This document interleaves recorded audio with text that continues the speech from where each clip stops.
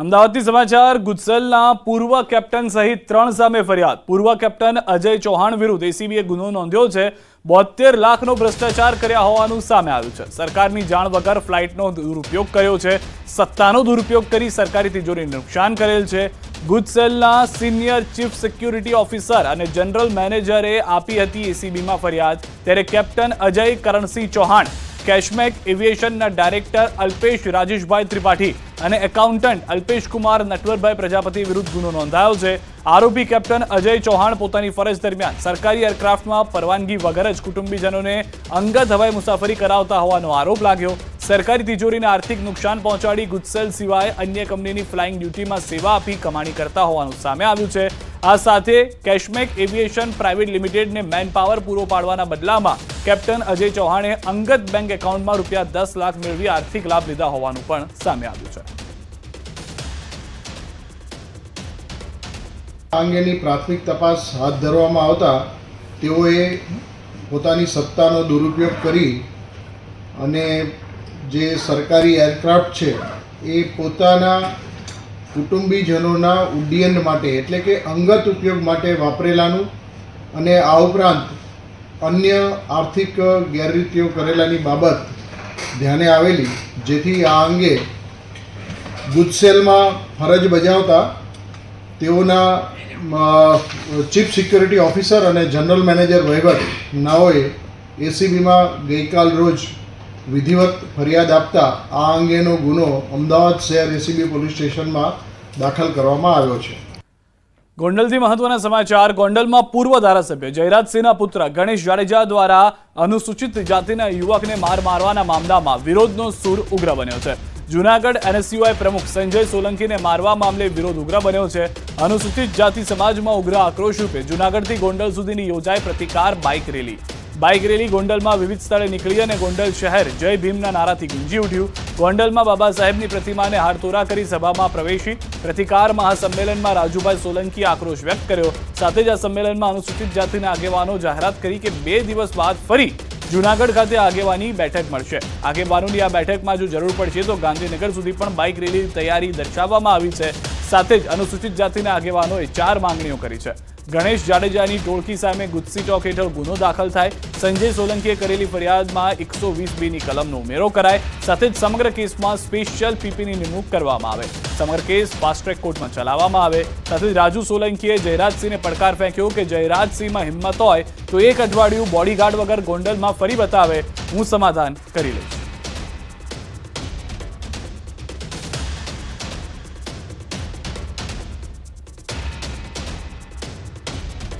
जयराज के मारो छोकरो अमे लोकचारना वाला माणस है तो बाजार में एकला रखो बोडीगार्ड ની શું જરૂર છે। जयराज जाडेजा एक अठवाडिયું जो गोंडलની બજારમાં जयराज ने गणेश સકડી બતાવે એટલે હું એમનામ સમાધાન કરી નાખી। जयराज થી જાડેજાએ એને મદદ કરી દો 120B મુજબ એનું ધરપકડ થવી જોઈએ અને એના જે અપીલ જામીનથી રદ થવો જોઈએ ને। तो गणेश जाडेजा द्वारा अनुसूचित जातिना युवक पर हुमलाना मामले गरमावो वधी गयो छे। पूर्व धारासभ्य जयराजसिंह जाडेजाए प्रेस समक्ष पोतानुं निवेदन आप्युं छे। आ घटना आकस्मिक हती, कोई पूर्व आयोजित कावतरू नथी। कोईने मारा के परिवारथी तकलीफ होय तो मने कोई वांधो नथी। न्यायतंत्र पर मने पूरो भरोसो छे। हूँ सामेवाळाने ओळखतो नथी अने तेना परिवारने ओळखतो नथी तेवी वात તેમના તરફથી कराई छे। आ घटना ने मात्र ने मात्र हूँ आकस्मिक गणावुं छूं। कोई पूर्व योजित आनी अंदर कावतरू नहीं। जे जूनागढ़नो दलित परिवार है एनी यारे मारे पारिवारिक कोई वांधो नहीं। मारे पेढ़ी दर पेढ़ीनुं कोई वेरझेर नहीं। आ लोकोने हूँ कोईने ओळखतो पण नहीं। गणेश पण एने ओळखतो नहीं। मैं तमने कीधुं एम आ घटना मात्र ने मात्र आकस्मिक घटेली है। बापू आज जाहिर मंच परथी आपना नामजोग आपना परिवारना नामजोग एक चेलेन्ज फेंकवामां आवे छे के अમને भारतीय जनता पार्टी साथे वांधो नहीं, कोई समाज साथे वांधो नहीं, परंतु जयराजसिंह बापू और परिवार साथे अमने वांधो छे। आवो वांधो जो कोईने मारी हारे होय तो मने एमां कांई फेर नथी पड़तो। आवो वांधो मारी सामे होय तो मारे एनो कोई जवाब देवानो थतो नथी। मारी हारे एवो वांधो चालू राखे, मने एनो वांधो नथी। बापू सेटलमेंट माटे રૂપિયા આપવાની પણ વાત કરવામાં આવી હતી। आना माटे सेटलमेंट हूँ क्यारेय करूँ नहीं। सेटलमेंट माटे मैं कोई રૂપિયાની ऑफर करेली नहीं। अने आ वस्तुने मारी दृष्टिए आकस्मिक सिवाय हूँ आ वस्तुने कांई वेरझेરની ભાવનાથી જોતો નથી। न्यायतंत्र पर મને સંપૂર્ણ ભરોસો છે કે ન્યાયતંત્ર જે કાંઈ નિર્ણય કરશે એના ઉપર મને સંપૂર્ણ ભરોસો છે। અન્ય સમાચાર પર નજર કરીએ. ભાવનગરના સિહોરમાં અસામાજિક તત્વોએ કોમી એકતા બગાડવા માટેના પ્રયત્નો કર્યા છે. હિન્દુ કોળી સમાજની સમાધિ સ્થળ પર અમુક ઇસમો દ્વારા તોડફોડ કરવામાં આવતા કોળી સમાજની ધાર્મિક લાગણી દુભાઈ છે. હિન્દુ કોળી સમાજના આગેવાનો સિહોર તાલુકા મથક પર મોટી સંખ્યામાં એકઠા થયા. સમગ્ર ઘટનાને લઈને સિહોર પોલીસ ઇન્સ્પેક્ટરને 10 ઇસમોના નામ જોગ રજૂઆત કરવામાં આવી. ઇસમો વિરુદ્ધ આઈપીસીની કલમ મુજબ કાયદેસરની કાર્યવાહી કરવામાં આવે તેવી માંગ કરાઈ.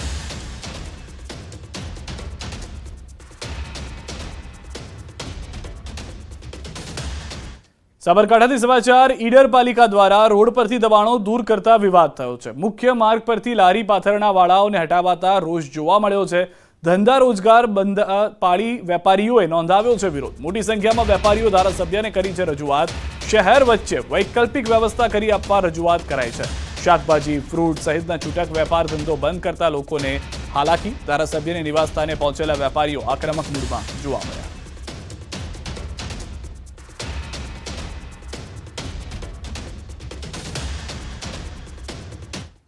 આ તરફ અમદાવાદથી સમાચાર. ગ્રામ્યની તમામ 600 શાળાઓમાં ડીઈઓની ફાયર તપાસ પૂર્ણ. શાળાઓમાં બાંધેલા અનઅધિકૃત શેડ દૂર કરવા લેવાઈ બાહેધરી. 7 શાળાઓમાં શેડ અને 1 શાળાની ઓફિસ સીલ કરાઈ. સીલ કરાયેલ શાળાઓમાં કાલથી શૈક્ષણિક પ્રવૃત્તિ શરૂ કરવા અપાઈ છે મંજૂરી.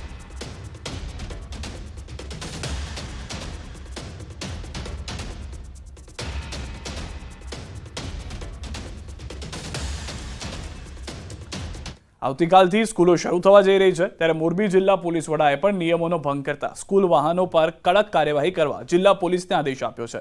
સ્કૂલ રિક્ષા, 4 વ્હીલ કે સ્કૂલ બસમાં જો નિયમનો ભંગ કરવામાં આવશે અને બેદરકારી જણાશે તો કડક કાર્યવાહી કરવા માટે મોરબી જિલ્લા પોલીસે આદેશ આપી દીધા છે. સાથે જ પોલીસે વાલીઓને પણ અનુરોધ કર્યો છે કે જો સ્કૂલ વાહન ચાલકો નિયમોનો ભંગ કરતા નજરે પડે તો પોલીસનું ધ્યાન દોરે.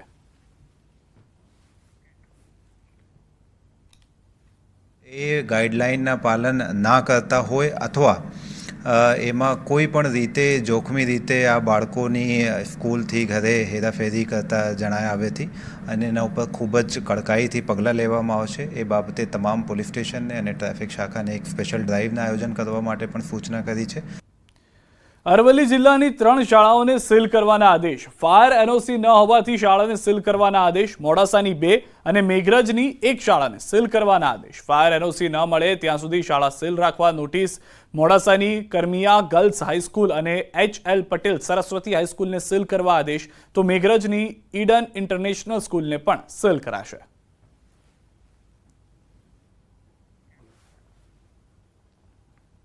અરવલ્લી જિલ્લામાં તમામ શાળાઓને તપાસ કરાવી અને ફાયર એનઓસી સંદર્ભે તમામ શાળાઓમાં છે કે કેમ એ તપાસ કરી તમામ શાળાઓમાં ફાયર એનઓસી સંદર્ભે કોઈ પ્રશ્ન નથી, પરંતુ 3 શાળાઓમાં એમને રિન્યૂ કરાવવાની કાર્યવાહી ચાલુ છે. એ સંદર્ભે સીલ કરવા માટેની નોટિસ આપવામાં આવેલ છે. વિકસિત અને કહેવાતા સ્માર્ટ સિટી એવા અમદાવાદની વરવી વાસ્તવિકતા સામે આવી છે. જે દ્રશ્યો મેં આપને બતાવવા જઈ રહ્યા છે તે અમદાવાદના વસ્ત્રાલ વિસ્તારના છે, જ્યાં મર્યા પછી મોતનો મલાજો ન જળવાયો. ગટરનું પાણી ઉભરાવાની વર્ષો જૂની સમસ્યાને કારણે નનામીને ગટરના પાણીમાંથી લઈ જવા પરિવારજનો મજબૂર હતા. વિકાસથી મોટી ગુલબાંગો વચ્ચે વસ્ત્રાપુરના લોકોને ભારે હાલાકીનો સામનો કરવો પડી રહ્યો છે. આ પંચરત્ન આવાસના બીજા દ્રશ્યો છે. પ્રથમ નજરે જોતા તમને એમ લાગશે કે અહીં સારો એવો વરસાદ વરસ્યો હશે, પરંતુ એવું નથી. આ તો ગટરનું પાણી છે. તંત્રના પાપે આ વિસ્તારના લોકોને દરરોજ ગટરના પાણીમાં જ અવરજવર કરવી પડે છે. સાથે સાથે પીવાના પાણીમાં પણ ગટરનું દૂષિત પાણી ભળીને આવતું હોવાની રાવ છે. ઉભરાતી ગટરના પાણીની સમસ્યાના કારણે સ્થાનિકો પરેશાન છે. અનેક રજૂઆત બાદ પણ આ જ સ્થિતિ હોવાનું સ્થાનિકોનું કહેવું છે. અમારા પીવાના પાણી, વાપરવામાં પાણીના ગટરનું પાણી બધું મિક્સ થાય છે, તો અમે જે રીતના છોકરાઓ આમાં બીમારે પડે. ચોમાસામાં ઘણી તકલીફ થઈ જાય છે. અમે બાળકોને જે રીતના ઉચકીને લાવે, ગેટ અગાડી જ ભરેલું હોય ને એ પાણી અમારા ઘરોમાં આવી આવે તો અમને બહુ તકલીફ થાય છે. ભાઈ વરસથી આ તકલીફ. આ ગટરો લાઈન લખાય એનો શું મતલબ છે? સરકાર કંઈ કરતી જ નથી અમારા બ્લોકોમાં. કેટલાય સમયથી આ બધું આવું ચાલતું હોય. પાણીનું બહારનું પાણી અમારા અંદર આવી જાય, પછી અમારે કેટલી તકલીફ પડે. અમારે કોઈ વૃદ્ધ માણસ હોય એ બીમાર થઈ જાય તો પછી અમારે એને કેવી રીતના હોસ્પિટલ પહોંચાડવાના? 108 અંદર ના આવી શકે કારણ કે પાણી એટલું ભરેલું હોય.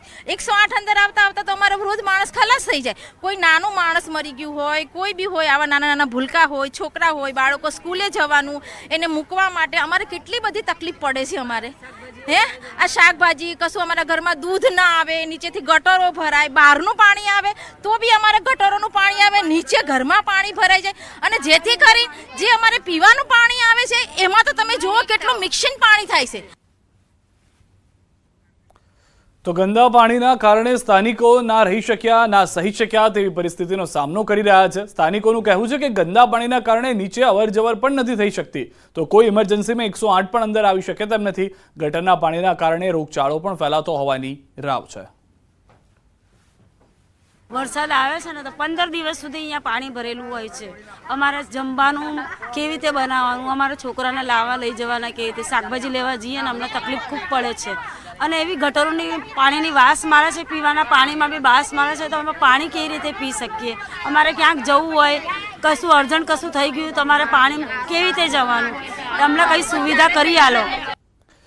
તો પંચરત્ન આવાસના રહીશોની માંગ છે. હવે આ સુતેલા સત્તાધીશો સાંભળે અને ઊંઘમાંથી જાગી સમસ્યાનો ઉકેલ લાવે છે કે નહીં તે જ જોવું રહ્યું. આ તરફ આણંદથી સમાચાર. આણંદ જિલ્લામાં કાંસ વિભાગની બેદરકારી સામે આવી છે. ચોમાસાને હવે ગણતરીના દિવસો જ બાકી રહ્યા છે ત્યારે તુલસી ગરનાળાથી મોગરી સુધીના કાંસની સફાઈ કરવાની હતી. માત્ર કાગળ ઉપર કામગીરી કરતા લોકોમાં રોષ જોવા મળી રહ્યો છે. પ્રી મોન્સૂન કામગીરી અંગે સિંચાઈ વિભાગ સક્રિય નથી. આણંદ જિલ્લાનો મોગરીથી ખંભાતને જોડતો ઘણો લાંબો કાંસ ગંદા પાણીથી ભરાઈ ગયા છે. આ મુદ્દે સ્થાનિકોએ જિલ્લા કલેક્ટરનું ધ્યાન દોર્યું છે. સ્થાનિકોનો આક્ષેપ છે કે આ કાંસ ગંદા પાણીના કારણે આજુબાજુમાં રહેતા લોકો રોગચાળાનો ભોગ બની રહ્યા છે. સત્વરે કાંસ સાફ કરવાની અપેક્ષા રાખી રહ્યા છે. જિલ્લા કલેક્ટર સત્વરે પગલાં લેવાની સૂચના આપી છે. નાના નાના બાળકો ચોમાસામાં જે આ પાણી ભરાય છે, કાંસ ઉભરાઈને પાણી ઘરમાં આવે છે, નાના છોકરાઓ બીમાર પડે છે, મચ્છરોથી ત્રાહીમામ પોકારી જાય છે. તો મારી ઉપર અધિકારીઓને, સરકારી કર્મચારીઓને એટલું જ કહેવું છે કે જેમ બને એમ વહેલી તકે આ સાફ કરાવે કાંસ. બસ મે મહિનામાં પણ ડિઝાસ્ટરની આ મિટિંગ યોજવામાં આવી હતી, ત્યારે પણ તમામને સૂચનાઓ આપવામાં આવી હતી. તેમ છતાં હજુ અમુક જગ્યાઓથી ફરિયાદો પણ આવી રહી છે જ્યાંથી કેનાલ ક્લિયર, કાંસ પણ સફાઈ બરાબર નથી થઈ. આવી તમામ ફરિયાદોની ફરીથી યોગ્ય રીતે ચકાસણી કરાવીને અને કોઈ બેદરકારી પણ સામે આવશે તો આ બેદરકાર અધિકારીઓ સામે પણ પગલાં લેવામાં આવશે. ગીર સોમનાથના ઉનાના લેરકા ગામે તંત્રની કારીગરીનું ઉત્તમ ઉદાહરણ સામે આવ્યું છે. જ્યાં કોન્ટ્રાક્ટરની ગંભીર બેદરકારી ગણો કે તંત્રની, જ્યાં નવો રોડ તો બનાવ્યો પરંતુ રસ્તા વચ્ચેનો વીજપોલ હટાવતા જ ભૂલી ગયા. જ્યારે આ બુદ્ધિનું પ્રદર્શનનો વિડીયો વાયરલ થયો અને ન્યૂઝ 18 ગુજરાતી અહેવાલ પ્રસારિત કર્યો, જે તંત્ર સફાળું જાગતું જોવા મળ્યું અને ઉનાના લેરકા ગામે રોડ વચ્ચેનો વીજપોલ તાબડતોબ રીતે હટાવાયો હતો.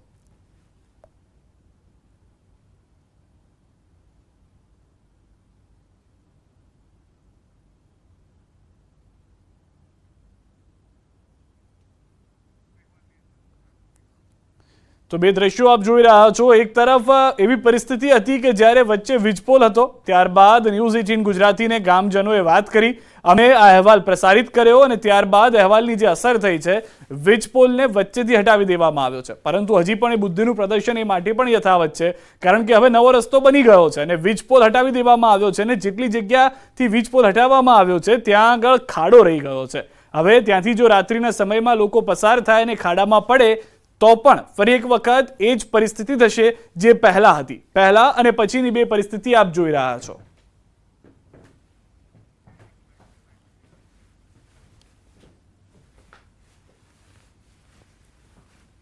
થાંભલા બાબતનો પ્રશ્ન હતો અને કાલે જે સમાચાર સોશિયલ મીડિયા અને ન્યૂઝપેપરમાં વાયરલ થયા પછી લોકોએ કોલિંગ દ્વારા આપણે પૂછપરછ પણ કરી હતી અને તંત્ર જાગતું થયું. પછી આ થાંભલો જીએબી દ્વારા હટાવવામાં આવ્યો છે. આ વીજપોલ છે જે તે સાઈડમાં વીજપોલ બનેલો છે અને આ વીજપોલ હાલ રસ્તો પહોળો થવાને કારણે વચમાં હાલ દેખાઈ રહ્યો છે એવું પ્રતીત થાય છે અને જેના કારણે આ લોકોએ રોડ અમને કોઈ જાતની જાણ કર્યા વગર વચ્ચોવચ્ચ રોડ બનાવી નાખેલો છે. આમાં એકચ્યુઅલી એવું હોય છે કે અમને કોઈ પણ રોડ બનાવતી વખતે આરએનબી અથવા તેની એજન્સી દ્વારા અમને સંપર્ક કરવામાં આવે છે અને કોઈ જે કાંઈ પણ રોડ બનાવતી વખતે જે કાંઈ પોળા કરતી વખતે કોઈ લાઈન નડતરૂપ હોય તો અમને જાણ કરવામાં આવે છે અને જેના અનુસંધાને અમે કંપનીના નિયમ મુજબ કાર્યવાહી કરતા હોઈએ છીએ.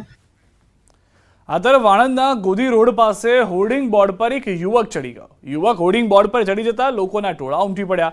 ઘટનાની જાણ થતાં આણંદ ફાયર બ્રિગેડની ઘટના સ્થળે ટીમ પહોંચી ગઈ હતી. ફાયરના જવાનો દ્વારા હોર્ડિંગ બોર્ડ પર ચડી યુવકને સલામત રીતે નીચે ઉતારાયો હતો. યુવક અસ્થિર મગજનો હોવાનું અનુમાન છે. સમગ્ર ઘટનાનો વિડીયો વાયરલ થઈ રહ્યો છે.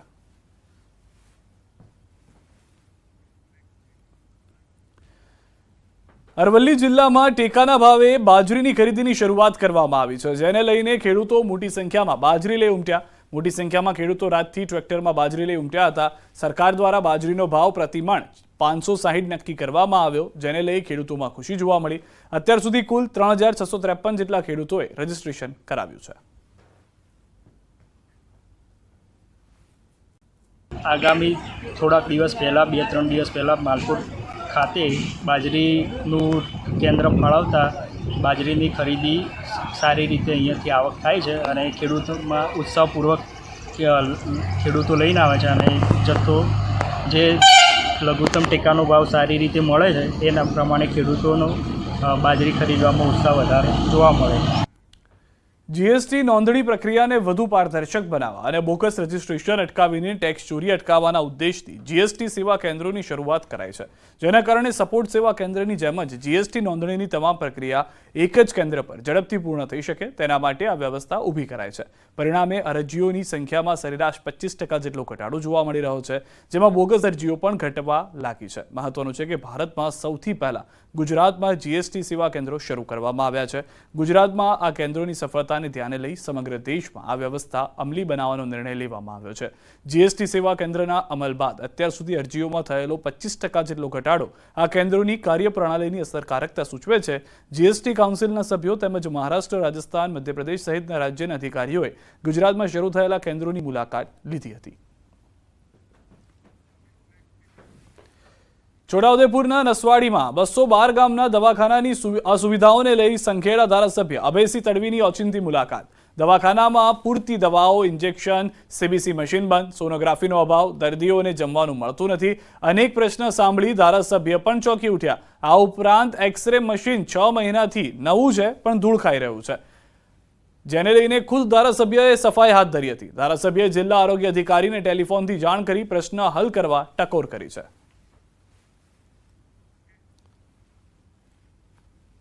જ્યારે અહીંયા અમે બહેનોને તપાસ માટે લઈને આવીએ છીએ તો સોનોગ્રાફી કરવા એવું કહે છે કે બોડેલી જાઓ.